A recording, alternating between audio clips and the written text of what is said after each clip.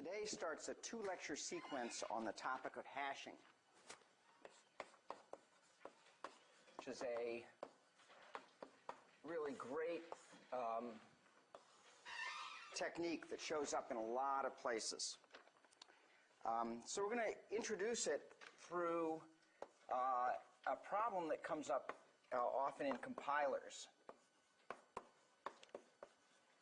called the symbol table problem. And the idea is that we have a table S holding n records, okay, where each record, just to be a little bit more explicit here, so each record typically has a bunch of, this is record X. X is usually a pointer to the actual data. Okay, so when we talk about the record X, we usually mean some pointer to the data. And in the data, in the record, so this is a record, there's a key, we call the key of X. In some languages, it's key, it's X dot key or X arrow key. Okay, or other ways of that'll be denoted in some languages. And there's usually some additional data called satellite data, which is carried around with the key.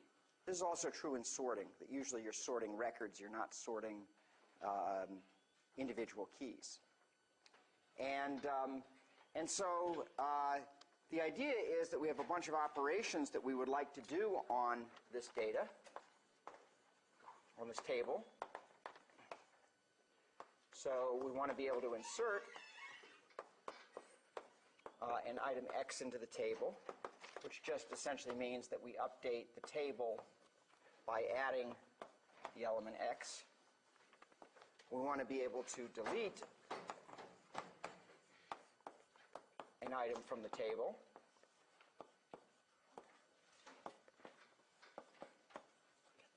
So removing the item X from the set. And we want to be able to search for a given key. So this returns the value X such that key of X is equal to K, or it returns nil if there's no such X. Okay? So be able to insert items in, delete them, and also look to see if there's an item that has a particular key. So notice that delete doesn't take a key, delete takes a record. Okay, so if you want to delete something of a particular key and you don't happen to have a pointer to it, you have to say, let me search for it and then delete it. Okay? So these, whenever you have a set operations, okay, where the operations that change the set, like insert and delete, we call it a dynamic set. So these two operations make the set dynamic. It changes over time. Sometimes you want to build a fixed data structure. It's going to be a static set. All you're going to do is do things like look it up and so forth. Okay? But most often it turns out that in programming and so forth, we want to have the set be dynamic. We're going to be able to add elements to it, delete elements to it, and so forth. Okay? And there may be other operations that modify the set. Okay? Modify membership in the set. So the simplest implementation for this is actually often overlooked. I'm actually surprised how often people will use more complicated data structures when this simple data structure will work. It's called a direct access table. It doesn't always work. I'll give the conditions where it does. Okay. So it works when the keys are drawn from a small distribution. So suppose the keys are drawn from a set U m elements. Okay, 0 to m minus 1. And we're going to assume the keys are distinct.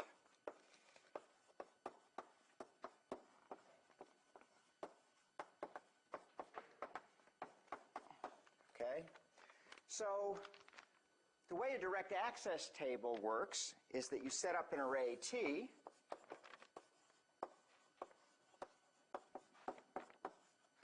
from 0 to m minus 1 to represent the dynamic set S.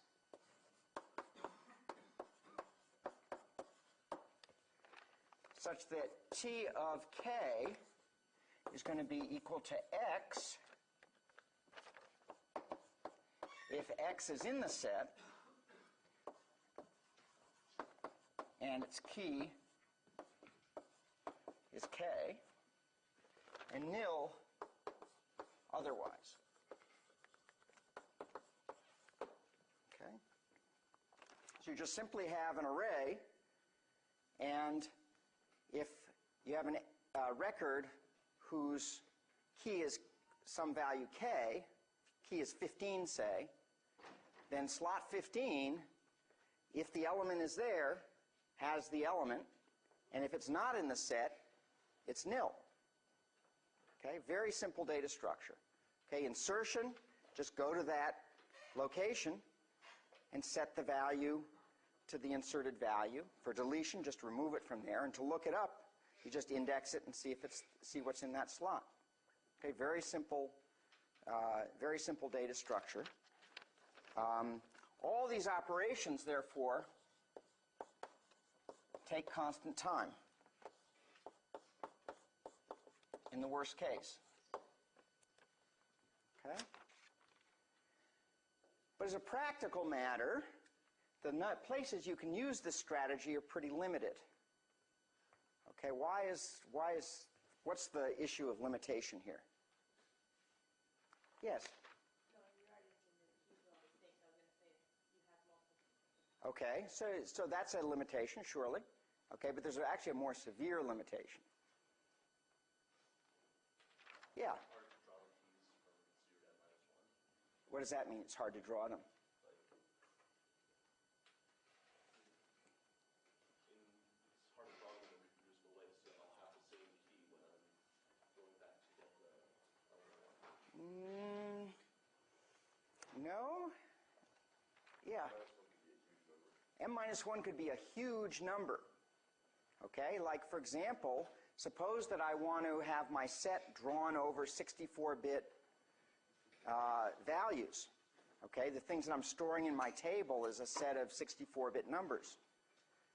Okay, and so maybe a small set, maybe we only have, a few thousand of these elements. Okay, but they're drawn from a 64-bit value.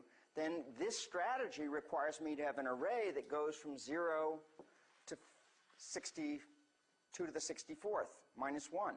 How big is 2 to the 64th minus 1, approximately?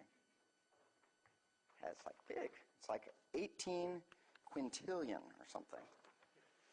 Okay? I mean, it's like, it's zillions, literally, because it's like it's beyond the illions we normally use, okay? Not a billion or a trillion. It's 18 quintillion, okay? So that's a really big number. So, or even worse, suppose the keys were drawn from character strings, okay?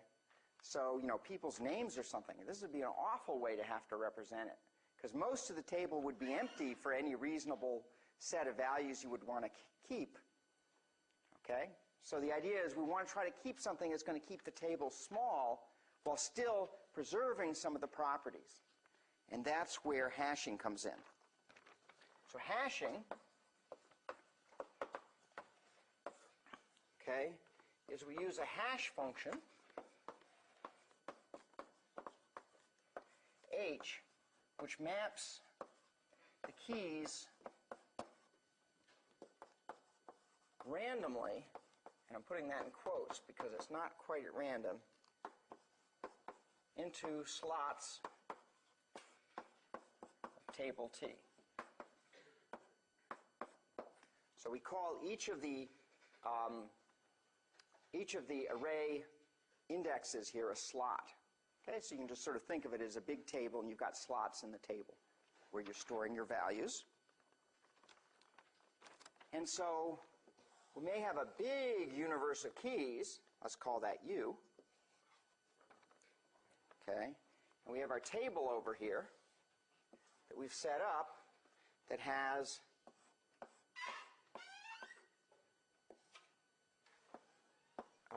M slots. Okay, and so we could take we actually have then a set that we're actually going to try to represent, S, which is presumably a very small piece of the universe. Okay, and what we'll do is we'll take an element from here and map it to, let's say, to there. Okay, and take another one, and we apply the hash function to the element. And what the hash function is going to give us is it's going to give us, a particular slot. Here's one that might go up here. Might have another one over here that goes down to there. Okay? And so we get it to distribute the elements over the table. So what's the problem that's going to occur as we do this? So far I've been a little bit lucky. What's the problem potentially going to be?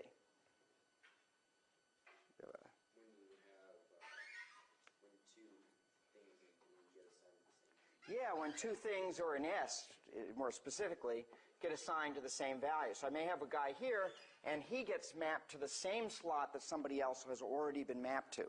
And when this happens, we call that a collision.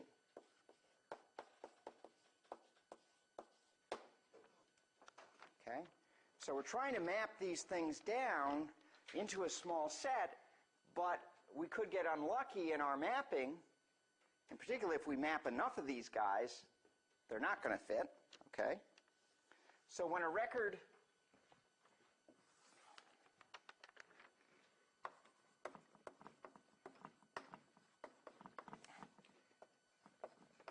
to be inserted maps to an already occupied slot,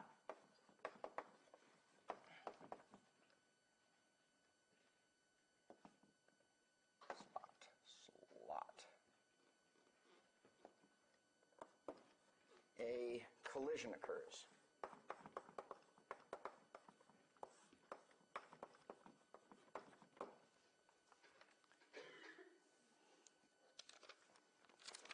Okay, so looks like this method's no good.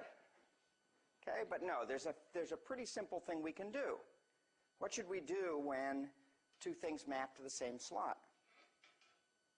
If we want to represent the whole set, so we can't lose any data, can't treat it like a cache. In a cache, what you do is it uses a hashing scheme, but in a cache, you just kick it out because you don't care about representing a set precisely. Okay? But in a hash table, you're programming, you often want to make sure that the values you have are exactly the values in the set, so you can tell whether something belongs to the set or not. So what's a good strategy here? Yeah, create a list for each slot, and just put all the elements that hash to the same slot into the list. And that's called resolving collisions by chaining. Okay? And the idea is to link records in the same slot into a list. So for example, imagine this is my hash table, and this, for example, is slot I. Okay?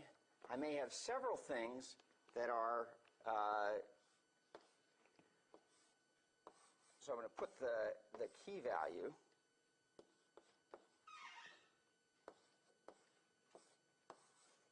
I have several things that may have been inserted into this table that are elements of S. And what I'll do is just link them together. Okay, so nil pointer here. And this is the satellite data, and these are the keys. So if they're all linked together in slot I, then the hash function applied to 49, it's got to be equal to the hash function of 86, is equal to the hash function of 52, which equals what?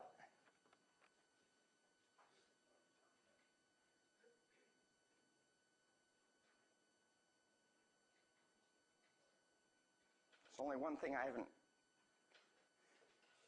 I, good. Even if you don't understand it, your quizmanship should tell you. He didn't mention I. That's equal to I.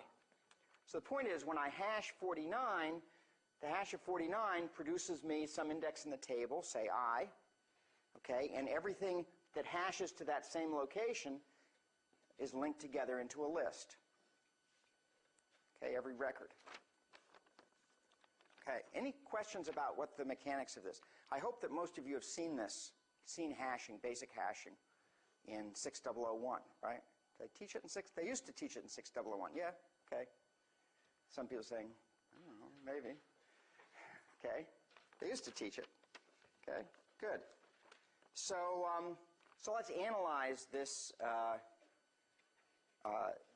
this strategy. So the analysis. We'll first do worst case. Okay? So what happens in the worst case with hashing? Yeah, raise your hand so that I can call on you. Yeah. Yeah, all hash keys, well, all the keys in S, I happen to pick a set S where my hash function happens to map them all to the same value. That would be bad, okay? So every key hashes to the same slot. And so therefore, if that happens, then what I've essentially built is a fancy linked list for keeping this data structure. Okay, all this stuff with the table, the hashing, etc., irrelevant. All that matters is that I have a long linked list. Okay, and then how long does an access take? How long does it take me to insert something, or, well, more importantly, to for example, search for something, find out whether something's in there, in the worst case? Yeah, it takes order n time, okay, because they're all just a link. We just have a linked list. So access takes theta n time if, as we assume, the size of S is equal to n. Okay? So from a worst case point of view, this doesn't look so attractive. Okay? And we will see data structures that in a worst case do very well for this problem. Okay? But they don't do as good as the average case of hashing. So let's analyze the average case.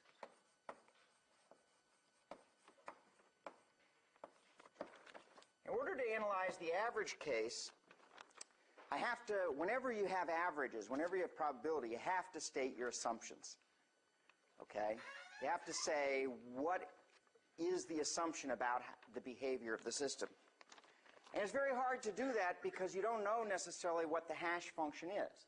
But let's imagine an ideal hash function. What should an ideal hash function do?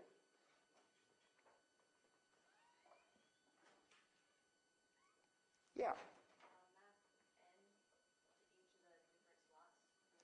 Yeah, map the keys essentially at random to a slot.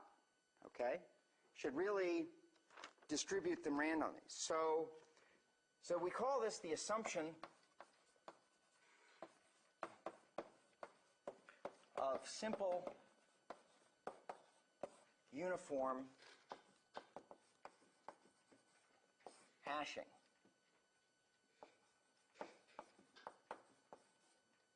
And what it means is that each key, k in S, is equally likely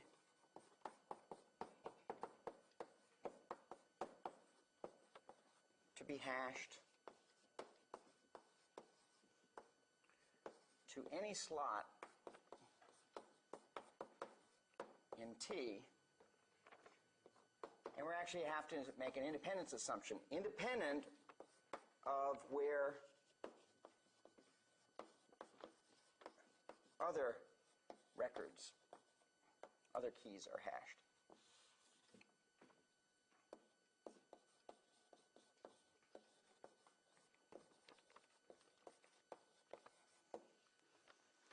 Okay, so we're going to make this assumption, and it includes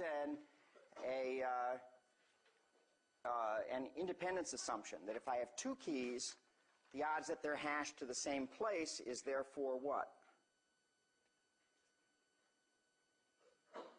What are the odds that two keys under this assumption are hashed to the same slot if I have, say, m slots? 1 over m. Okay?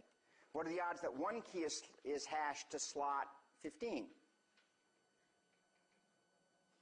1 over m. Okay? Because they're being distributed. But the odds in particular that two keys are hashed to the same slot, 1 over m. Okay?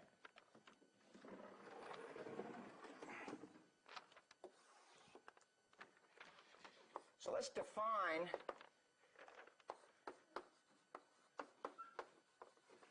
is there a question? No? Okay. The load factor, okay, of a hash table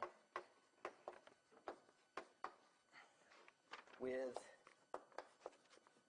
n keys and m slots to be alpha, which is equal to n over m, okay? Which is also, if you think about it, just the average number of keys per slot.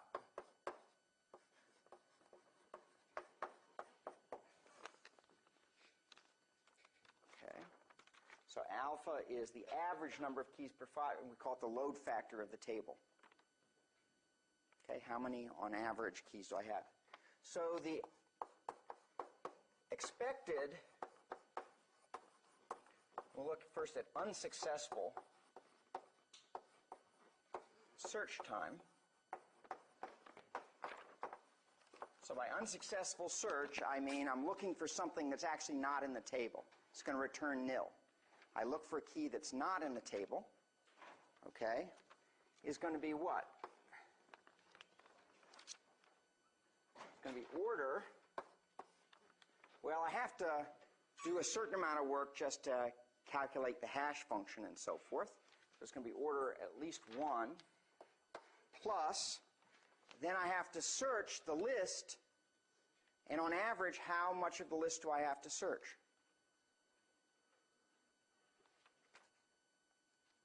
What's the cost of searching that list on average if I'm searching at random? If I'm searching with for a key that's not in the table. Okay? Whichever one it is, I got to search to the end of the list, right? So what's the average cost over all the slots in the table? Alpha. Right? Alpha. That's the average length of a list. Okay? So this is essentially the cost of doing the hash and then accessing the slot. And that is just the cost of searching the list. Okay? So the expected unsuccessful search time is proportional essentially to alpha, and if alpha is bigger than 1, it's order alpha. If alpha is less than 1, it's constant. Okay? So when is the expected search time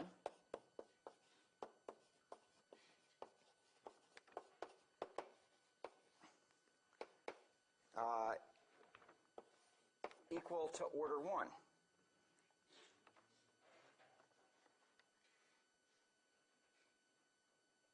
So when is this order 1?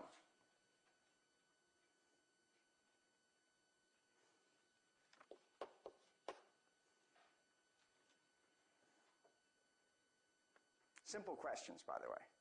I only ask simple questions. Sometimes I ask hard questions. Okay. Yeah. Yeah, or in terms, first we'll get there in 2 steps, okay? In terms of alpha, it's when.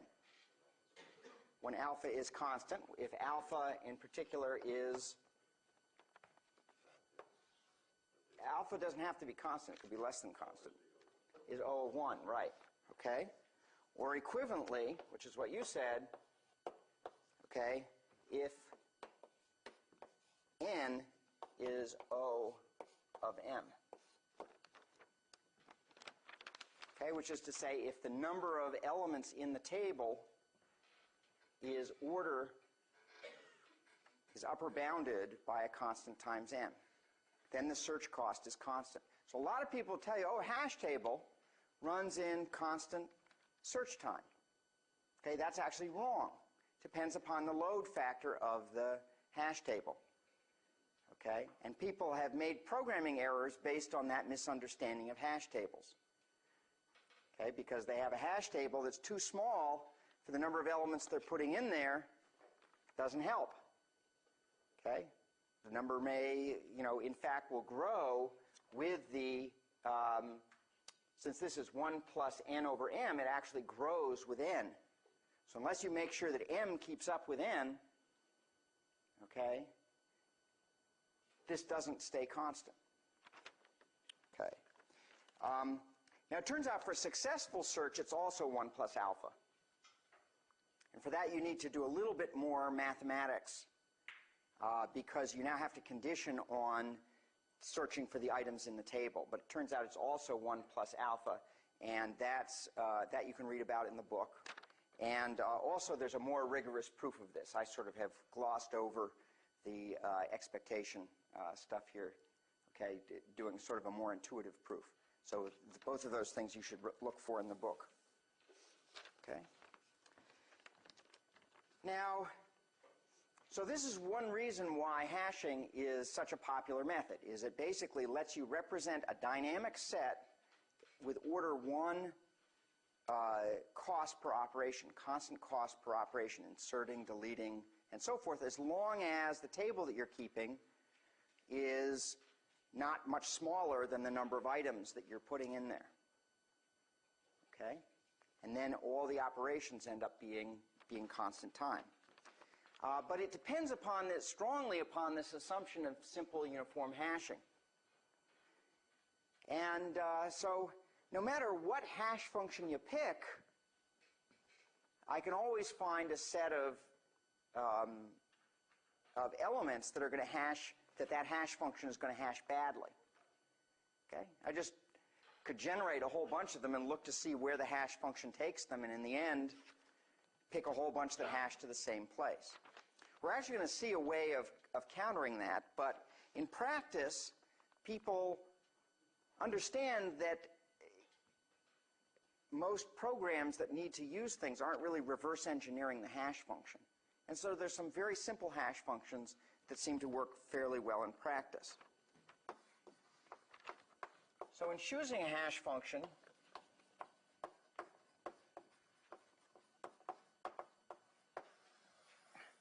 we would like it to distribute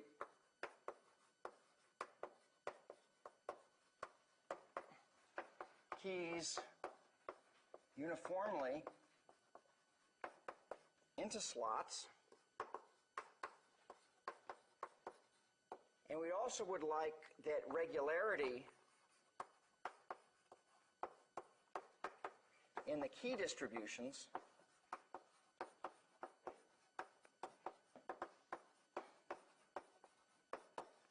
should not affect uniformity. for example, a regularity that you often see is that all the keys that are being inserted are even numbers. Somebody happens to have that property of this data, that they're only inserting even numbers.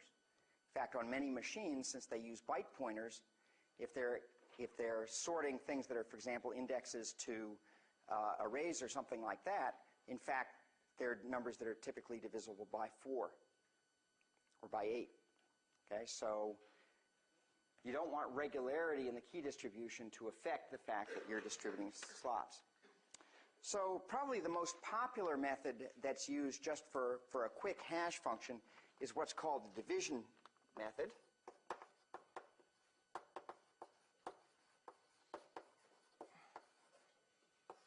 Okay, and the idea here is that you simply let h of k for a key equal k modulo m, where m is the number of slots in your table. Okay.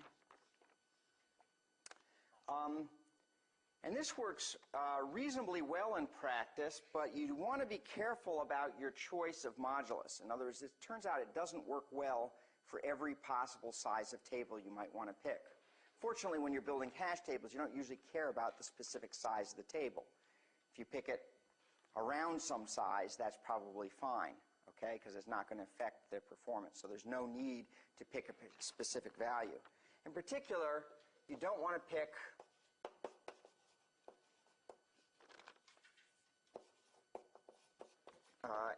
m with a small divisor.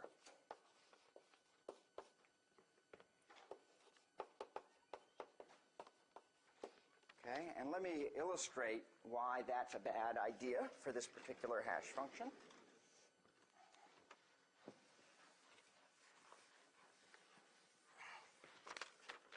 Okay.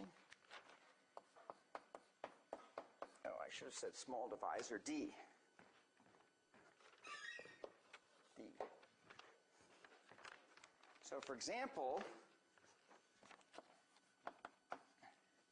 if D is 2, in other words, m is an even number, okay, and it turns out that we have the situation I just mentioned, all keys are even, okay, what happens to my usage of the hash table? So I have an even slot and even number of slots, and all the keys that the user of the hash table chooses to pick happens to be even numbers. What's going to happen in terms of my use of the hash table?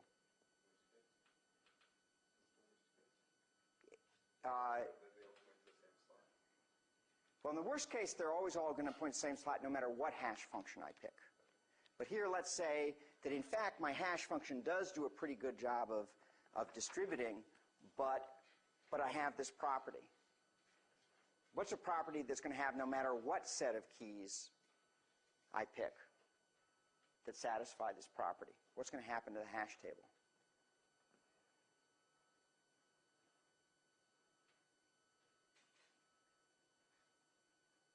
So I have an even number mod an even number. What does that say about the hash function?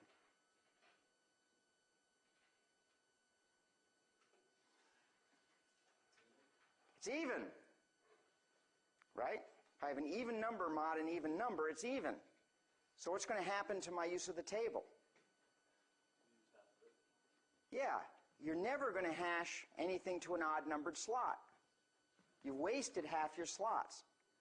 Doesn't matter what the key distribution is.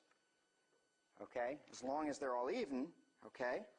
That means the odd slots are never used.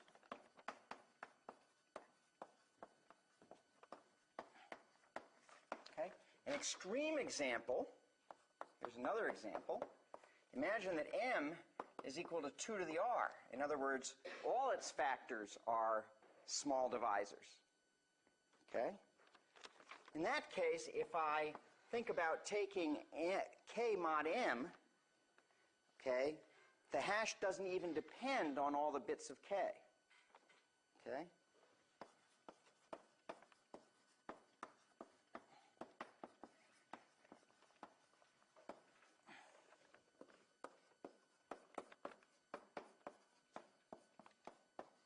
for example, suppose I had 10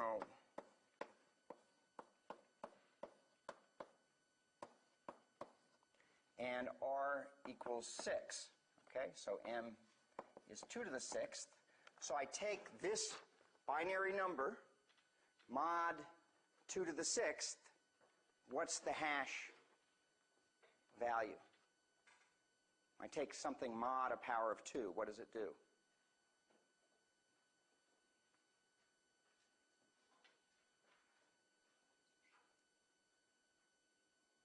So I hash this function. This is k. Okay, in binary.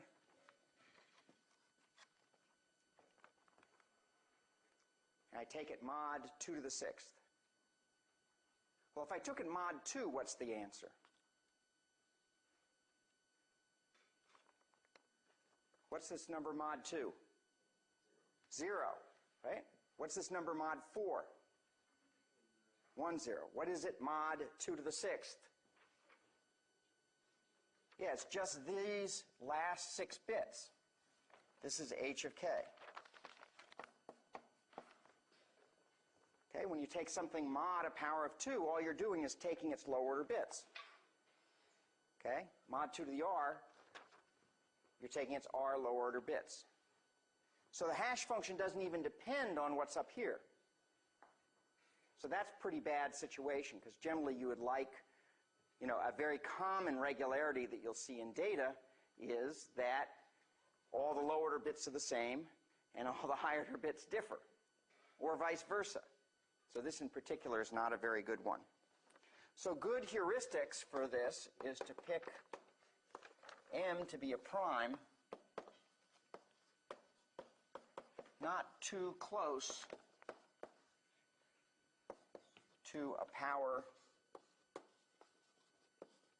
of 2 or 10, because those are the two common bases that you see regularity in the world.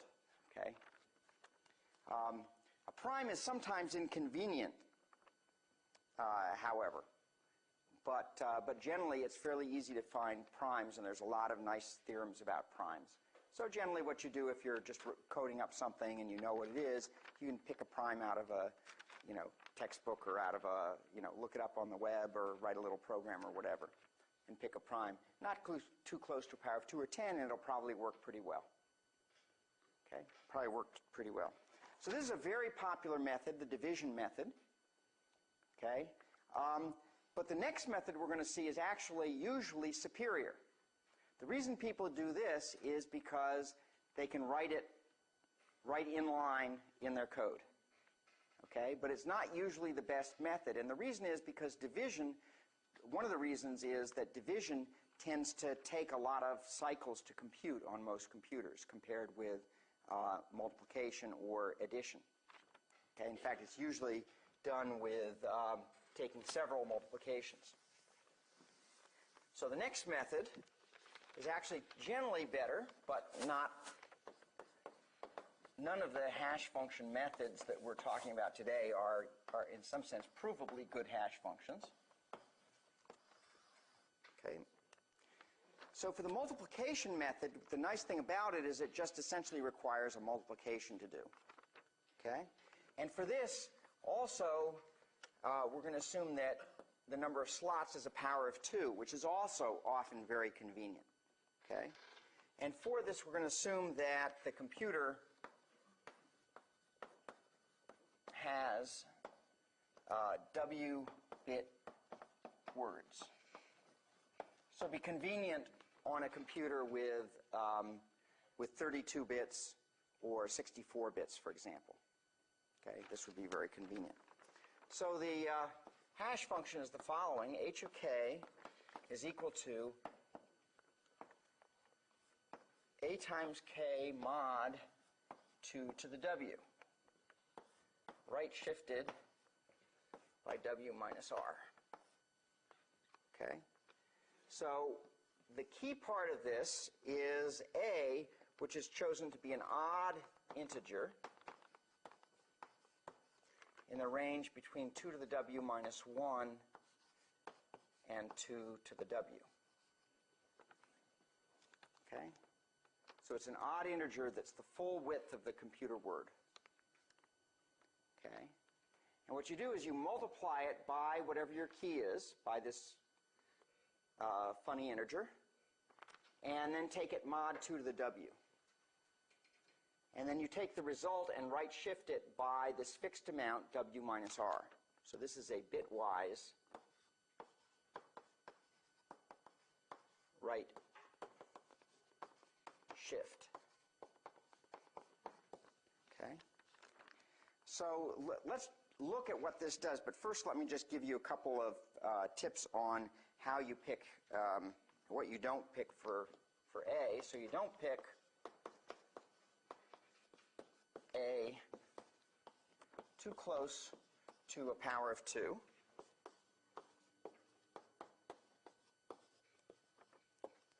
And it's generally a pretty fast method, because multiplication mod 2 to the W is faster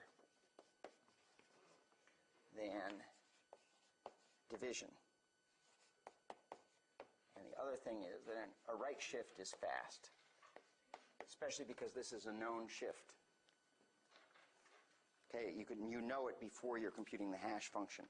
Both W and R are known in advance. So the compiler can often do tricks there to make it go even faster. So let's do an example to understand how this hash function works.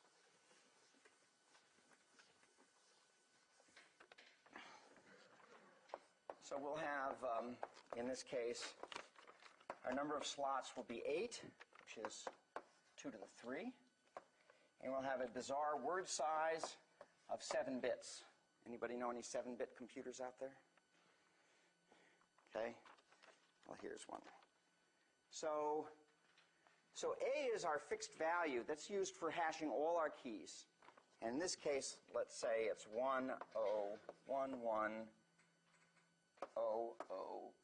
So that's A.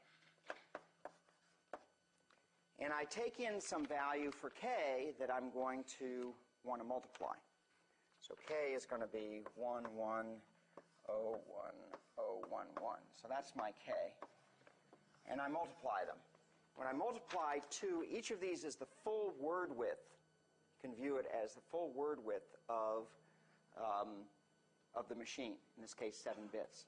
So in general, this would be like a 32-bit number, and my key, I'd be doing multiplying two 32-bit numbers, for example.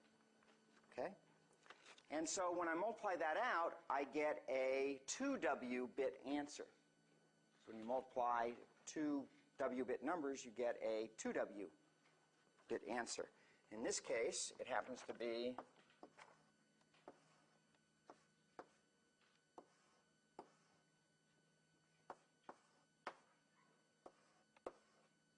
that number. Okay? So that's the product part, okay? And then we take it mod 2 to the W. Well, what mod 2 to the W says is that I'm just ignoring the high order bits of this product. So all of these are ignored.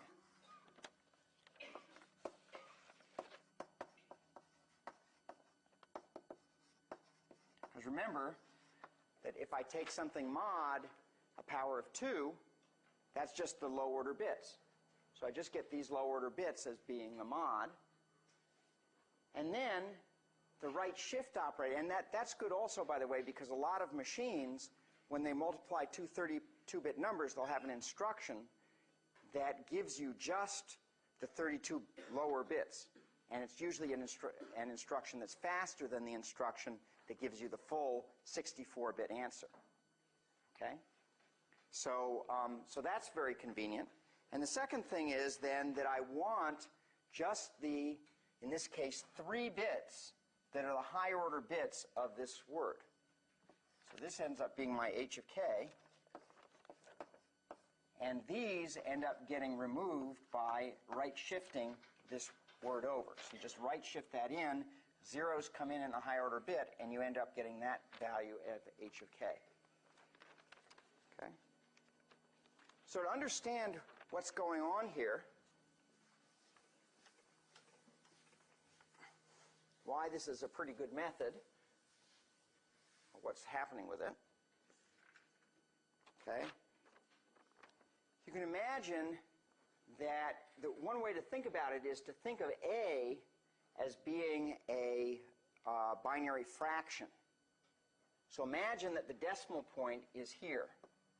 Sorry, the binary point. Okay, the radix point is here.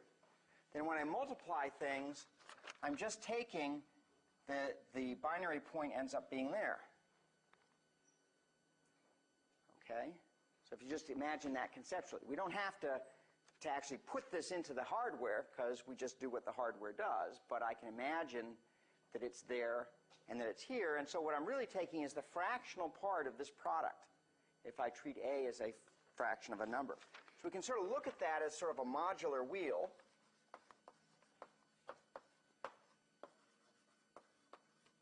So here I have a wheel where this is going to be that I'm going to divide into 8 parts, okay, where this point is 0, and then I go around, and this point is then 1, and I go around, and this point is 2, and so forth. So that all the integers, if I wrap it around this unit wheel, all the integers line up at the 0 point here. Okay? And then we can divide this into the fractional pieces. So that's essentially the 0 point. This is the 1/8, because we're dividing into 8, 2, 3, 4, 5, 6, 7. So if I have 1 times A, in this case, I'm basically saying, well, 1 times A, if I multiply, is basically going around to about there, 5.5, I think, right? Because 1 times A is about 5.5. Okay, or 5 halves of 5.5/8, essentially. Okay, so it takes me about to there. That's A. And if I do 2A, that takes me, continues around and takes me up to about where? About a little past 3. About to there. So that's 2A. Okay. And 3A takes me then around to somewhere like about there. So each time I multiply by, each time I add another A, it's taking me another A's distance around. The idea is that if A is, for example, odd and it's not too close to a power of 2, or then what's happening is it's sort of throwing it into another slot on a different thing. So if I now go around, if I have K being very big, then K times A is going around K times. Where does it end up? It's like spinning a wheel of fortune or something. Okay, it ends somewhere. Okay, and so that's basically the notion. Okay, that's basically the notion, that it's going to end up in some place. You know, so you're basically looking at where does Ka end up? Well, it sort of whirls around and ends up at some point. Okay, and so that's why that's, you know, tends to be a fairly good one. But these are only heuristic methods for hashing, because for any hash function, you can always find a set of keys that's going to make it operate badly. So the question is, well, what do you use in practice? Okay. Okay, the second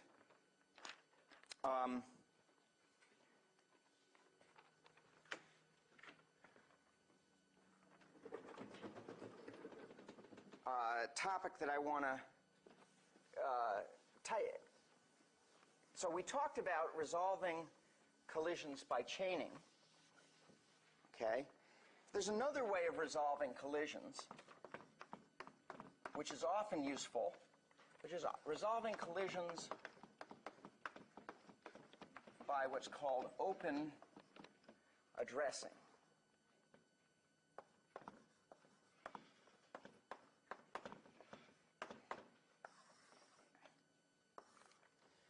Okay, and the idea is in this method is we have no storage for links. So when I resolve by chaining, I need an extra link field in each record in order to be able to do that.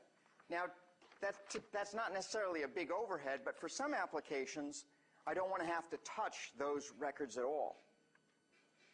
Okay? And for those, open addressing is a useful way to resolve collisions. So the idea is, with open addressing, is if I hash to a given slot, and the slot is full, okay, what I do is I just hash again with a different hash function. With my second hash function, I check that slot. Okay, if that slot is full, okay, then I hash again. And I keep this probe sequence, which hopefully is a permutation so that I'm not going back and checking things that I've already checked until I find a place to put it. And if I've got a good probe sequence, well, hopefully then I'll find a place to put it fairly quickly. Okay, and then to search, I just follow the same probe sequence. Okay? So we can express it. So the idea here is we probe the table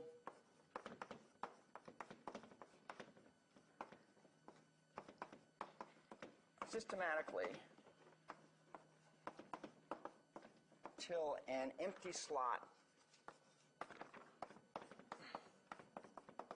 is found. Okay? And so we can extend that by looking as if the sequence of hash functions were in fact a hash function that took two arguments, a key and a probe step. In other words, is it the 0th one or first one? Is it the second one, etc.? Okay, so it takes two arguments. So H is then going to map our universe of keys across our probe number into a slot.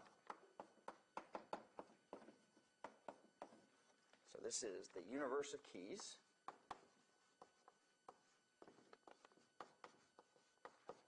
This is the probe number. And this is going to be the slot. As I mentioned, the probe sequence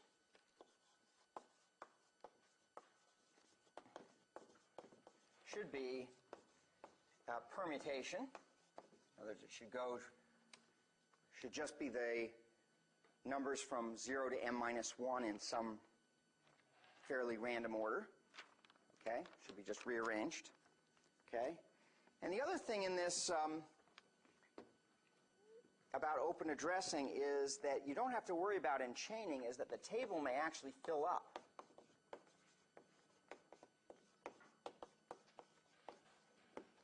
So you have to have that the number of elements in the table is less than or equal to the table size, the number of slots. Because the table may fill up. And if it's full, you're going to probe everywhere. You're never going to get a place to put it. So you have to worry about that. And the final thing is that in this type of scheme, deletion is difficult. It's not impossible. There are schemes for doing deletion. But it's basically hard because the danger is that you remove a key, okay, out of the table, and now somebody who's doing a probe sequence who would have hit that key and gone on to find his element now finds that it's an empty slot, and he says, oh, the key I'm looking for probably isn't there. Okay, so you have that issue to deal with. So you can delete things but keep them marked and there's all kinds of schemes that people have for doing deletions. But it's difficult. It's messy compared to with chaining where you can just remove the element out of the chain. So let's do an example.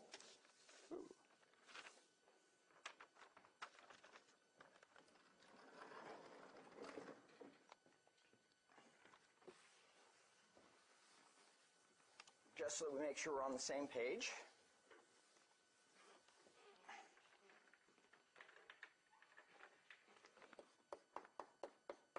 So we'll insert a key K is 496. Okay, so here's my table.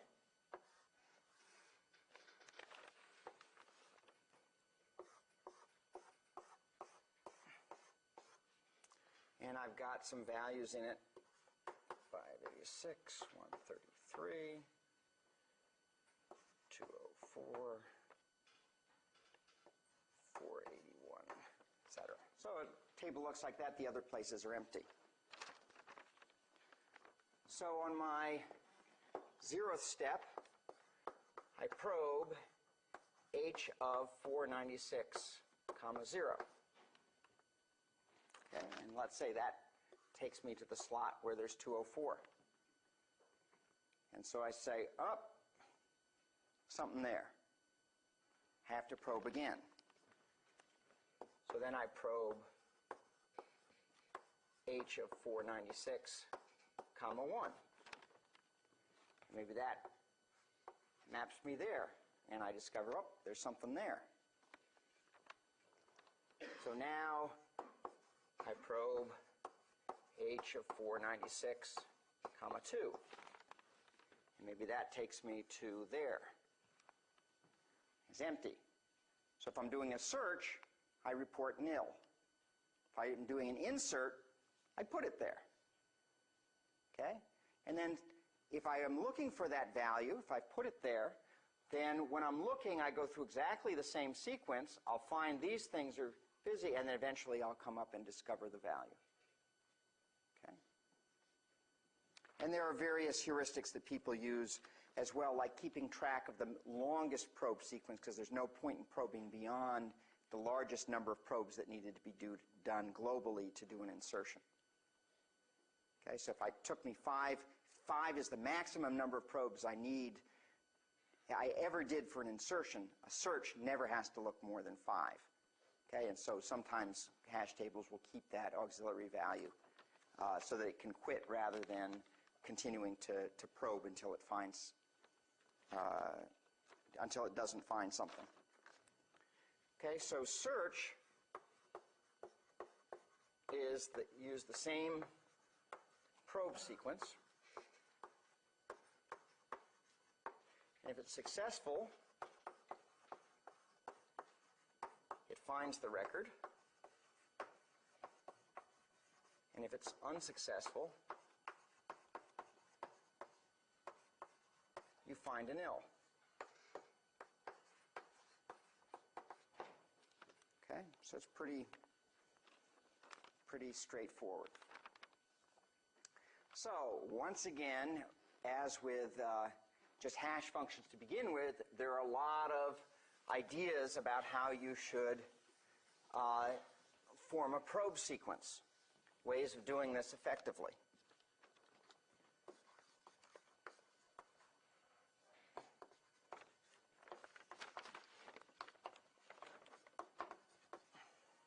Okay.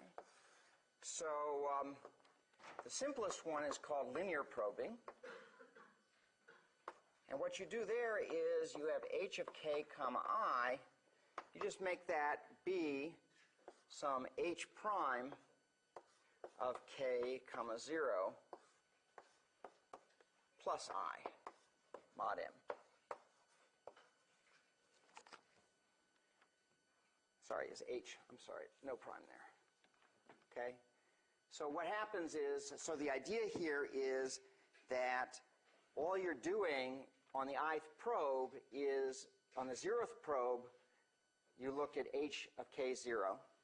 On probe 1, you just look at the slot after that. Probe 2, you look at the slot after that. So you just simply, rather than sort of jumping around like this, you probe there and then just find the next one that it'll fit in. Okay? So you just scan down mod m. So if you hit the bottom, you go to the top. Okay, so the ith one, so that's fairly easy to do because you don't have to recompute a full hash function each time. All you have to do is add 1 each time you go, because the difference between this and the previous one is just 1. Okay, so you just go down. Now the problem with that is that you get a phenomenon of clustering. If you get a few things in a given area, then suddenly everything everybody has to keep searching to the end of those things. Okay, so that turns out not to be one of the better schemes, although it's not bad if you just need to do something quick and dirty. So it suffers from primary clustering, where regions of the hash table get very full, and then anything that hashes into that region has to look through all the stuff that's there. Okay, so long runs of filled slots. Okay. There's also things like quadratic clustering, where you basically make this be, instead of adding 1 each time, you add I each time. Okay. But probably the most effective popular scheme is what's called double hashing. And you can do statistical studies. People have done statistical studies to show that this is a good scheme. Okay. Where you let h of ki, let me do it below here, so I have room.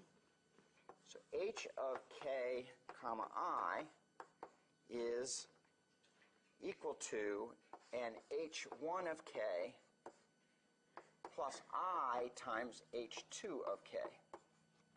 So you have two hash functions, mod m.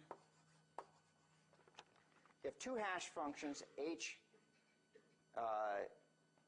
of k and h2 of k. Okay, so you compute the two hash functions, and what you do is you start by just using h1 of k for the 0th probe, because here I then will be 0. Okay, then for the probe number 1, okay, you just add h2 of k.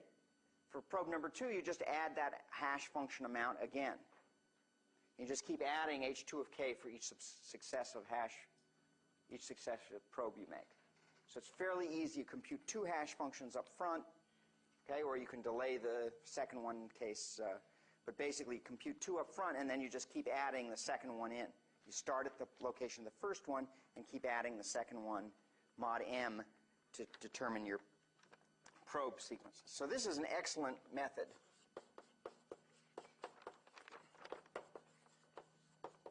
Okay, it does a fine job, and you usually pick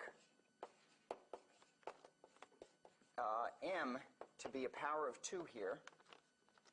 Okay, so that you're using a, usually people use this with the multiplication method, for example. So m is a power of 2, and h2 of k you force to be odd.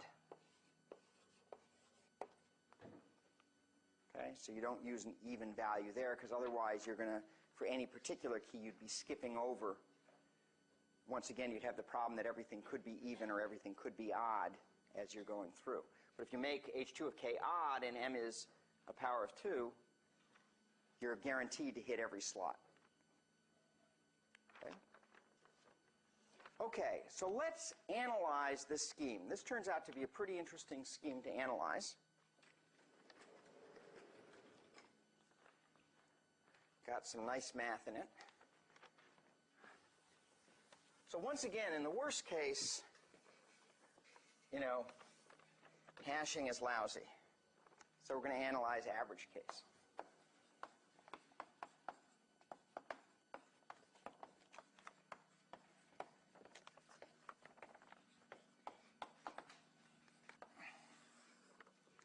Okay. And for this, we need a little bit stronger assumption than for chaining, and we call it the assumption of uniform hashing.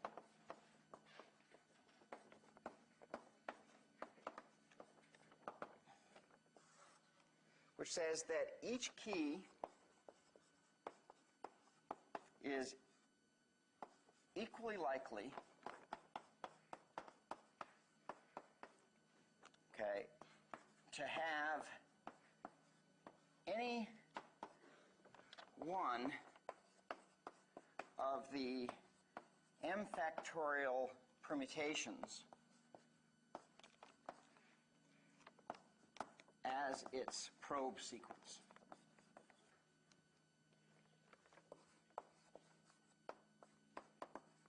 Independent of of other keys.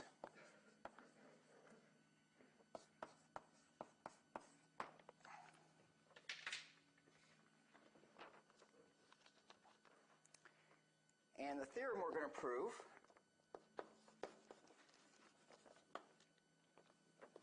is that the expected number of probes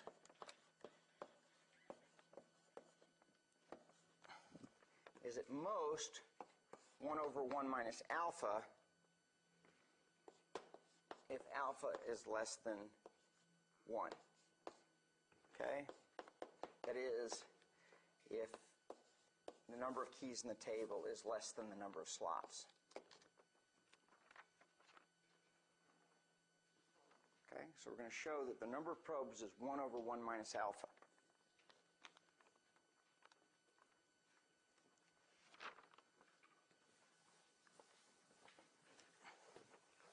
So alpha is the load factor. And of course, for open addressing, we want the load factor to be less than 1. Because if we have more keys than slots, open addressing simply doesn't work. Okay, because you've got to find a place for every key in the table.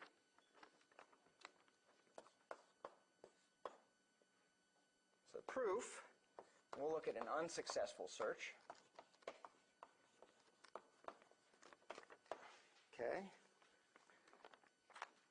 So the first thing is that one probe is always necessary.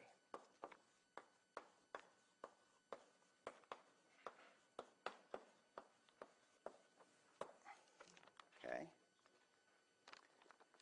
So if I have n over m, if I have n items stored in m slots, what's the probability that when I do that probe, I get a collision with something that's already in the table? What's the probability that I get a collision? Yeah. Yeah, n over m, right? So with probability n over m, we have a collision. Because my table has got n things in there. I'm hashing at random to one of them. Okay? So what are the odds I hit something? N over m. Okay? And then a second probe is necessary.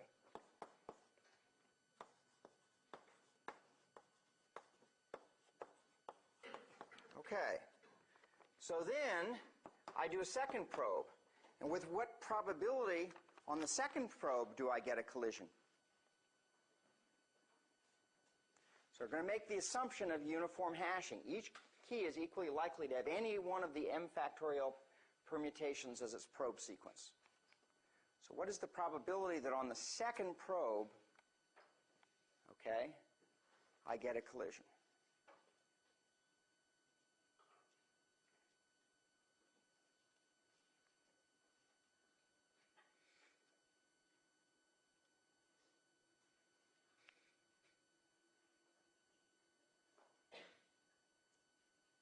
Yeah. If we're assuming that you're not choosing the same one over again? If it's a permutation, you're not, right? Exactly. So it would be n over m minus 1. Something like that. What is it exactly? So that's the question. Okay, so you're not going to hit the same slot because it's going to be a permutation. Yeah. Yeah, that's exactly right. Okay, n minus 1 over m minus 1. Because I've essentially eliminated that slot that I hit the first time.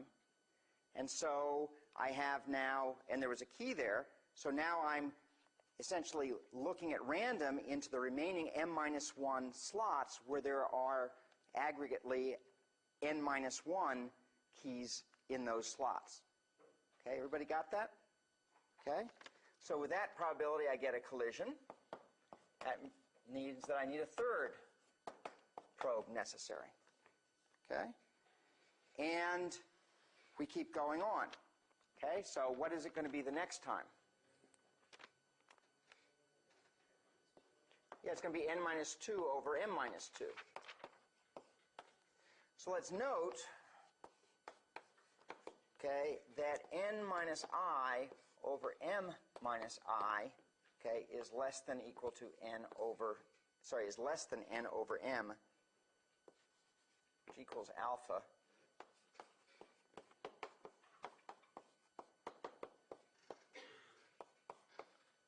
Okay. So n minus I over m minus I is less than n over n. And the way you can sort of reason that is that if n is less than m, I'm subtracting a larger fraction of n when I subtract I than I am subtracting a fraction of m. Okay? So therefore n minus I over m minus I is going to be less than n over m. Okay? So, or you can do the algebra. I think it's always helpful when you do algebra to sort of think about it sort of quantitatively as well. You know, qualitatively what's going on. So the expected number of probes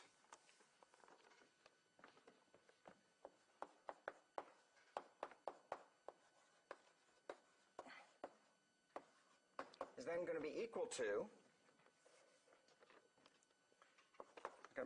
because we need some space, well, we have 1, which is forced, because we've got to do one probe, plus, with probability n over m, I have to do another probe, plus with probability of n over m, minus 1, I have to do another probe,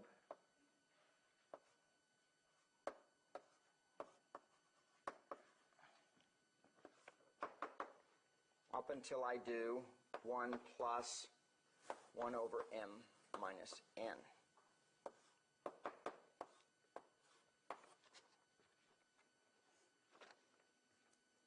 Okay? So each one is cascading what's happened. In the book, there's a more rigorous proof of this using indicator random variables. I'm going to give you the short version. Okay? So basically, this is my first probe. With probability n over m, I have to do a second one. And the result of that is that with probability n minus 1 over m minus 1, I have to do another. And with probability n over 2 minus m minus 2, I have to do another, and so forth. So that's how many probes I'm going to end up doing. Okay? So this is less than or equal to 1 plus alpha times 1 plus alpha times 1 plus alpha times 1 plus alpha.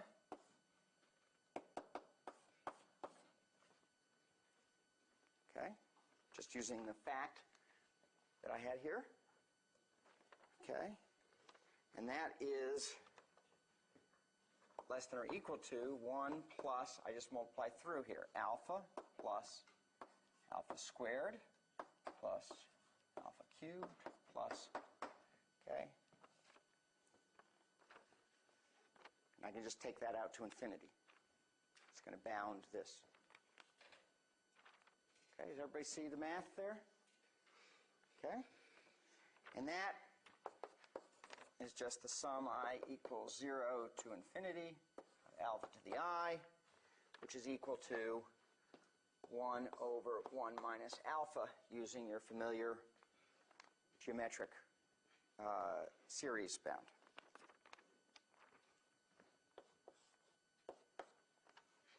Okay? And there's also, in the textbook, there's also an analysis of a successful search, which once again is a little bit more technical because you have to worry about what the distribution is that you happen to have in the table when you're searching for something that's already in the table. But it turns out it's also bounded by 1 over 1 minus alpha. So let's just look to see what that means.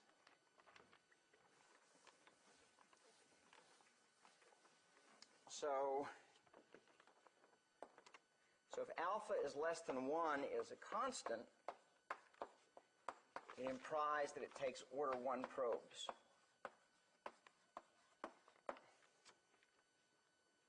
Okay? So if alpha is a constant, it takes order 1 probes. Okay? but it's helpful to understand what's happening with the constant. So for example, if the table is 50% full, so alpha is a half, what's the expected number of probes by this analysis?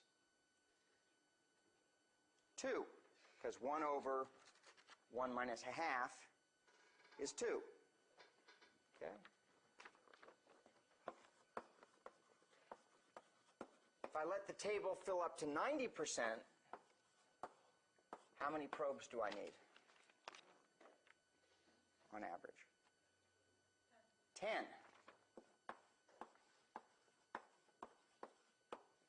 So you can see that as you fill up the table, the cost is going dramatically.